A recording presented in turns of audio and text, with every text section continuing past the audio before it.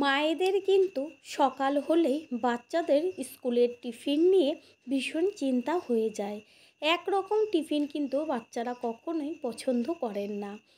আজ যেই রেসিপিটি শেয়ার করব সেটা 10 মিনিটেই রেসিপিটি তৈরি হয়ে যায় কোনো রকম ঝামেলা ছাড়া, শুধুমাত্র 1 কাপ ময়দা আর একটা ডিম দিয়ে।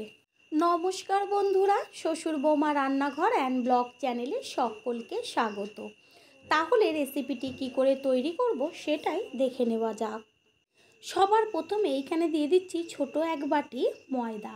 আপনারা এইখানে আটাও ব্যবহার করতে পারেন, টেস্ট কিন্তু একই লাগবে।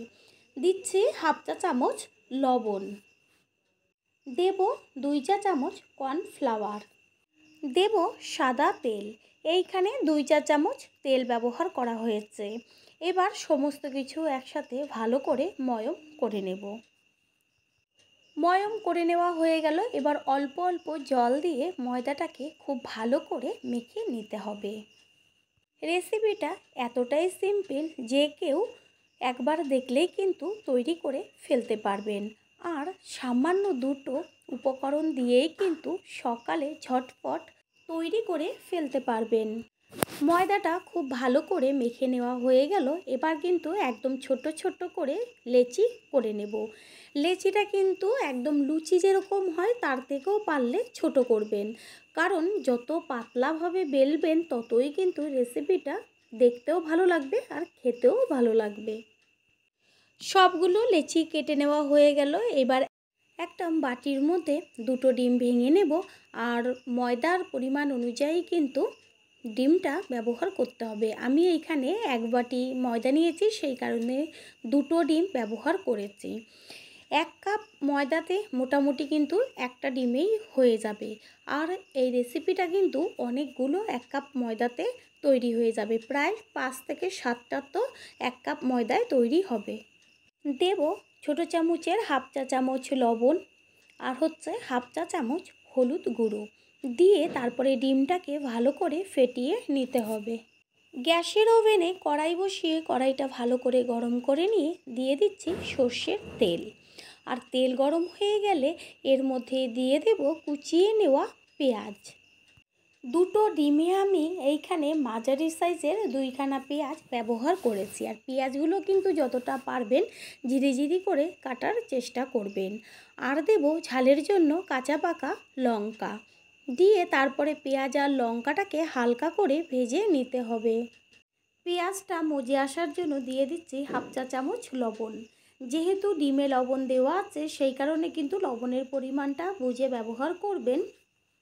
পেঁয়াজ যেন একদম লাল লাল করে ভাজা না হয় সেদিকটা খেয়াল রাখতে হবে। হালকা যখন পেঁয়াজ ভাজা হবে ঠিক সেই সময়ই ওর মধ্যে দিয়ে দেব যে ডিমটা ফেটিয়ে রেখেছিলাম সেই ডিম।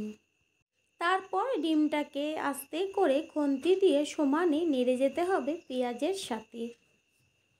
ঠিক এইভাবে কিন্তু খুন্তি দিয়ে সমানে ডিমটাকে নেড়ে যেতে হবে।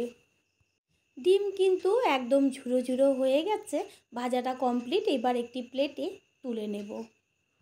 ডিমটা এদিকে ঠান্ডা হতে হতে ওইদিকে লেচিগুলোকে বেলে নেব। এবার একটা করে লেচি নিয়ে তারপরে ওপরে ময়দা ছড়িয়ে পাতলা করে বেলে নিতে হবে। তেলের থেকে কিন্তু ময়দা বা আটা দিয়ে বেললেই লেচিটা ভালো হবে। যতটা চেষ্টা করবেন পাতলা করে বেলার। ঠিক এইভাবে সমস্ত লেচিগুলো আগে পাতলা পাতলা করে বেলে নেব। পুরনো বন্ধুদের সবসময় পাশে থাকার জন্য অনেক অনেক ভালোবাসা।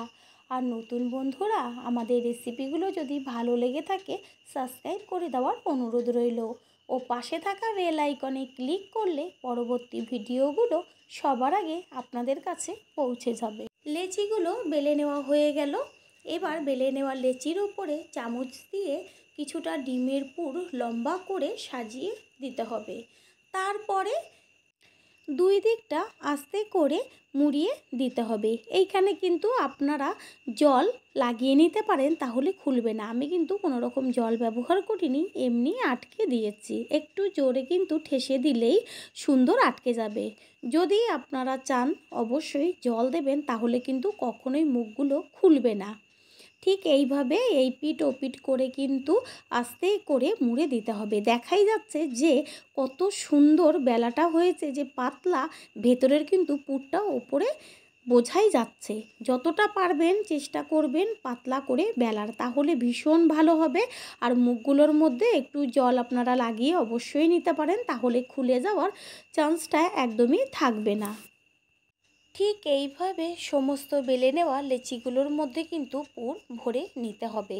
আর একটা দেখিয়ে দিচ্ছি, এই রেসিপিটা কিন্তু ছোট থেকে বড় যদি একদিন খাই প্রতিদিন কিন্তু খেতে মন চাইবে, এটা আমি গ্যারান্টি দিয়ে বলতে পারি।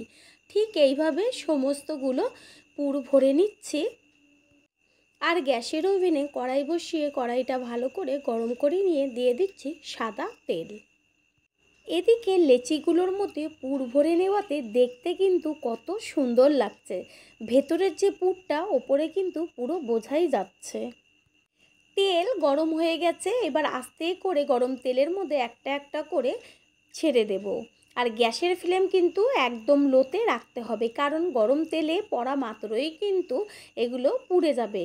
ঠিক এইভাবে আস্তে আস্তে গ্যাসের ফ্লেম লোতে রেখে সুন্দর করে ভেজে নিতে হবে। এপিঠ ওপিঠ করে ভাজতে হবে। দেখা যাচ্ছে তেলের মধ্যে পড়া মাত্রই কিন্তু কত সুন্দর বলের মতন ফুলে উঠেছে। প্রত্যেকটা কিন্তু ঠিক এইভাবেই ফুলে উঠবে।